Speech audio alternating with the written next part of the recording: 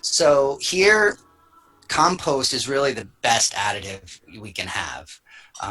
So a good handful of compost has more microorganisms in it than humans on the planet. So if you're, one of my favorite sayings is that really good dirt, half of it crawls away. And if you go look at soil on the ground, ها it's pretty lifeless here in اثنين Florida. It's مثل just sand. You might see a بس أكو fire ant if you're بردين lucky, عدن and هذا that's pretty جسمه much our تبعتين microorganisms here. Where it's a harsh environment, especially in the summer. And that sand, if you look at it under a microscope, they look like little glass beads. So all the water, everything just kind of falls right off of them and leaches away. And that doesn't do a lot for holding on to nutrients or organic matter, or it's really a harsh environment for our plants to live.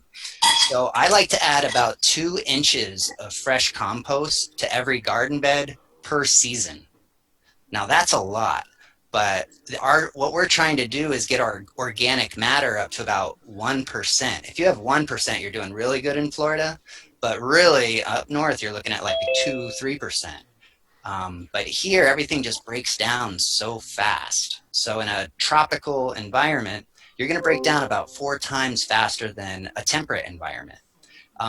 There's benefits to that because we can grow things really fast. And anybody who's cutting their grass right now knows you're out there every week because everything's just breaking down and moving so fast. We get a lot of life, but that doesn't do a lot for our soil health. So compost is key. So everybody should have a nice little compost pile in their house. I recommend having your own compost pile versus going to like your big box store and buying a bag of compost. If you open up those bags of compost, they're lifeless. So it's high in organic matter, but you're not high in microorganisms. And really what we're trying to get is microorganisms. That's what's going to be holding on to your moisture. That's what's going to be moving your nutrients around. That's what's going to be creating your networks of mycelium layers. That's going to it's like making channels or highways that all your nutrients are going to move through. And without that, you're really reliant on salt-based fertilizers, sprays, liquid things, and honestly, the majority of that ends up in our waterways. And that I can't really condone that for a healthy regenerative future in the way of growing food.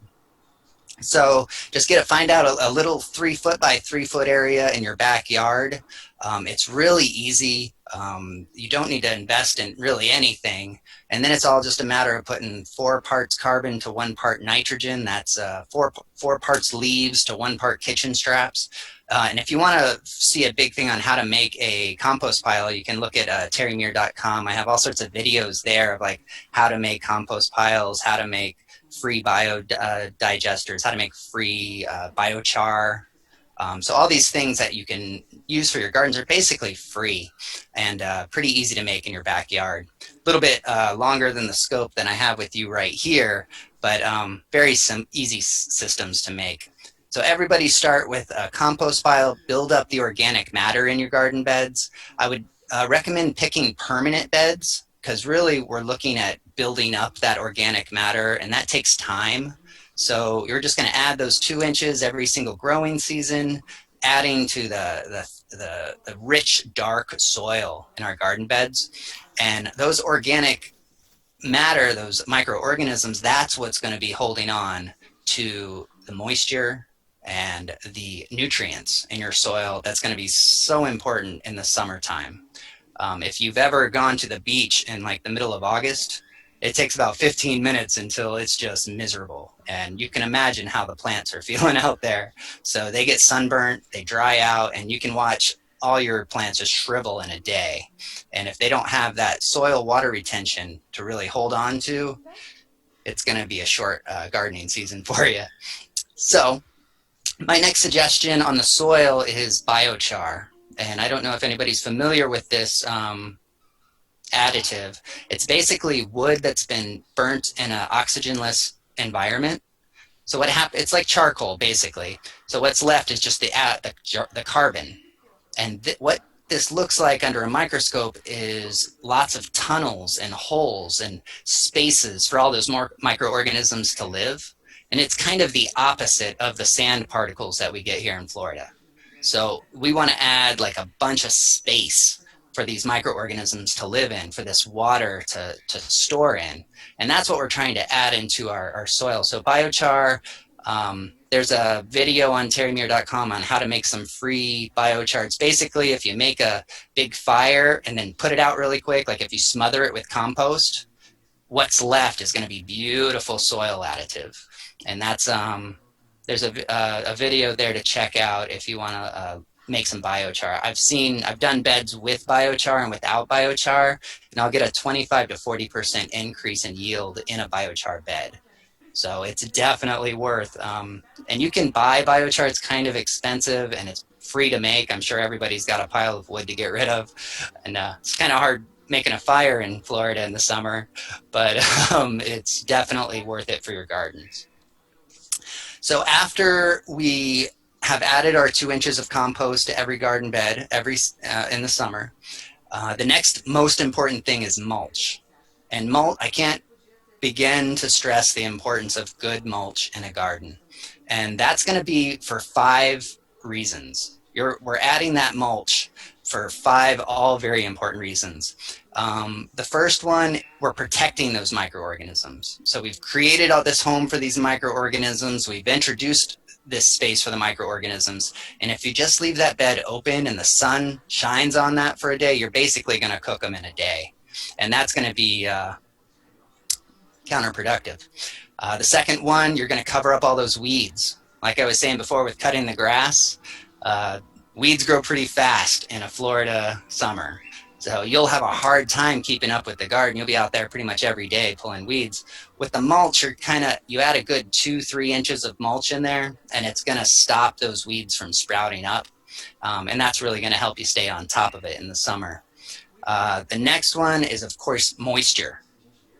If you've ever had a big pile of mulch and you peel off that first 2 inches, you'll find that it's nice and wet underneath. And that's really what your plants are going to want in the summer.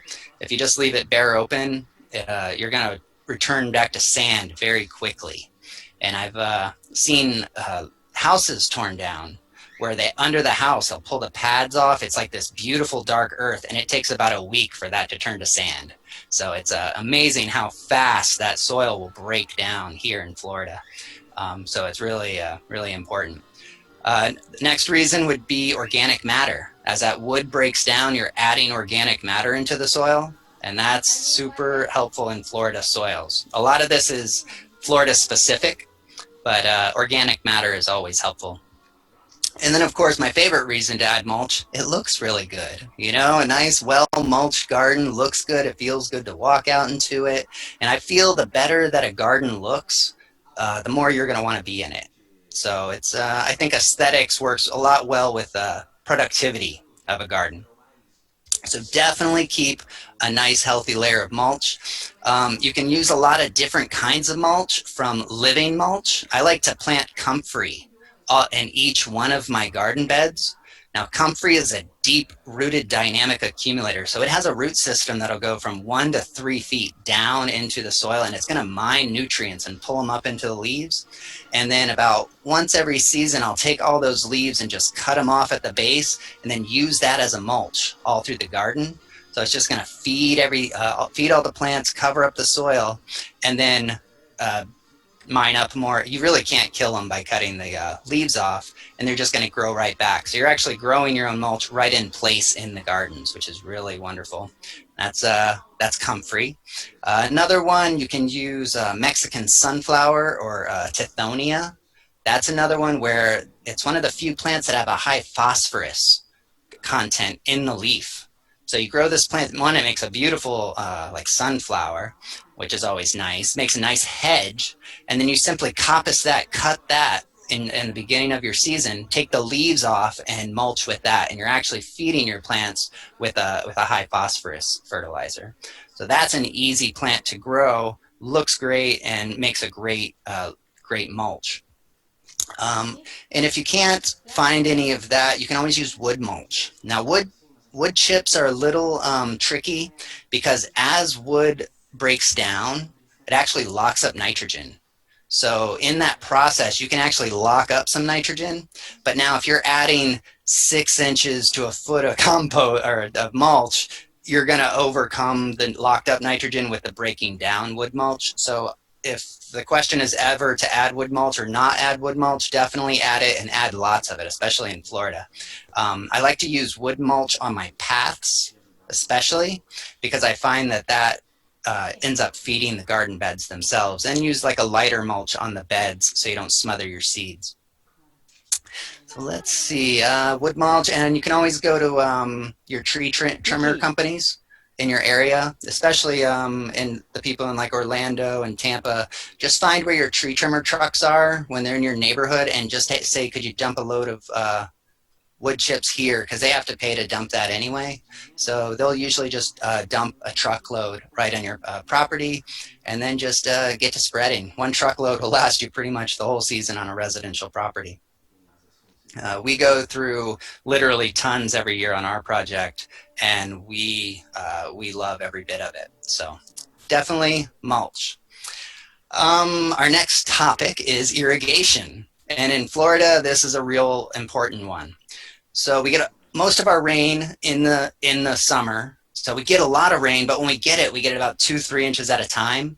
So it's like a bunch of rain, and then we won't have any rain for about a week. And we'll get this 96-degree temperature with no rain. You can imagine there's very few vegetable plants that can survive that. So irrigation in the summer is important. One of the biggest cautions I have with irrigation is if you use irrigation, especially daily on your garden, you pretty much have to use irrigation. So plants will either grow their roots laterally out, and that they'll search for water that way, or they're going to grow down searching for water. And that's pretty much going to be dependent on whether you irrigate or not. So I've seen plants do really well, and especially in drought and hot situations, if you don't irrigate. Now, there's a line with that where it gets too dry and too hot, wet, where they will dry out and you're going to toast anything. But usually when I water, I recommend people to water infrequently, long, and slow. So instead of just doing like a very big 3 minutes a day, twice a day kind of thing, if you've ever irrigated like that and scratched off the surface of the soil, it goes down to about 1/8 of an inch, and then it's just dry. Florida is pretty hot and dry. So if you do like a long, slow soak, I usually recommend like micro irrigation or something like that, and just really let it soak down. It'll actually sink. That's why long, slow rains do so well here in Florida, and everything grows like crazy after a long, slow rain, because it actually penetrates deep into that soil. So if you're going to irrigate, long, slow irrigation, personally, I work more with plant selection. So if you've been growing in Florida for a while, say come around March, April, you start seeing all these beautiful white butterflies everywhere. Anybody seen those beautiful white? They're sulfur butterflies. And that is pretty much, I see a lot of people smiling here. That is the end of green season. So once you see those, you're going to start seeing all those army caterpillars, all the greens are pretty much going to start getting attacked. And at that point, you have two choices. You could start spraying a whole bunch of BT, or a Bacillus thuringiensis. It's a bacteria that will kill caterpillars. But once you start that, you're pretty much on a chemical, you're hooked. And from there, you're going to have to start spraying neem oil. From there, you're going to have to start spraying pyrethrin. And you're just going to have to keep bumping up and trying to fight back the pests as they're coming in. And ultimately, you're going to be ingesting some of that. You're spraying this onto your food. So there's a really important concept of working with the seasons. So once I see those sulfur butterflies, especially this year was a very active sulfur butterfly season, I start cutting out kale plants. I start cutting out all the greens, and I'll start taking them out. And then I'll start protecting a few. And so I'm really limiting the food supply. And once I did that, I noticed that they thinned out a lot. And now I still have kale plants now that didn't get attacked. So plant selection is super, super important. Obviously, none of your